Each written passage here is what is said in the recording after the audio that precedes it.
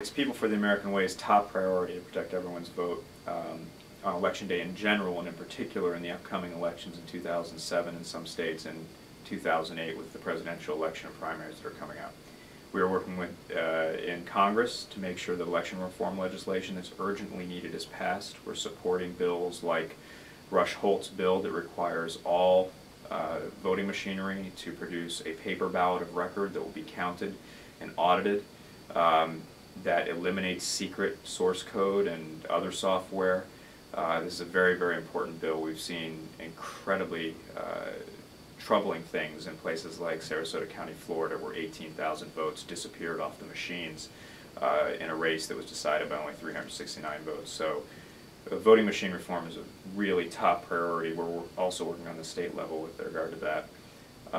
Secondly, we're working in Congress also on Barack Obama's Deceptive Practices Bill. We've been working with his office quite a bit on that, and we're going to continue to work to make sure that voters do not have to be subjected to misleading statements, deceptive statements on Election Day.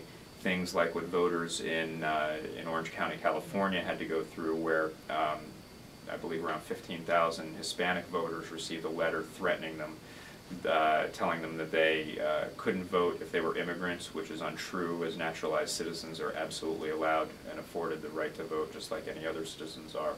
Also warning them that there was some massive database that would collect information on them, which is absolutely untrue as well. It was distributed by the Republican congressional candidate in Orange County, and fortunately it was discovered right away, and election officials took all actions necessary to prevent that from having an impact on these voters. But those kinds of things are despicable and they must be stopped, and Obama's bill would do that. There were other incidents like the flyers that were distributed in Maryland to voters in Prince George's County, largely African American voters, telling them that it appeared that the flyer came from the Democratic Party and from Kwesi Mfume, and then it listed Bob Ehrlich and Michael Steele as Democrats for governor and Senate respectively. Of course, they're both Republicans. So those kinds of things will be addressed by this kind of bill. We're very much behind it. We think it's very important. We're also working at the state level on those kinds of things as well. Anything that will increase access for voters, for eligible voters in this country, we're going to fight for, and anything that attempts to restrict that access, and unfortunately there are people in this country who seek to restrict access to the polls, believe it or not, we are going to fight against.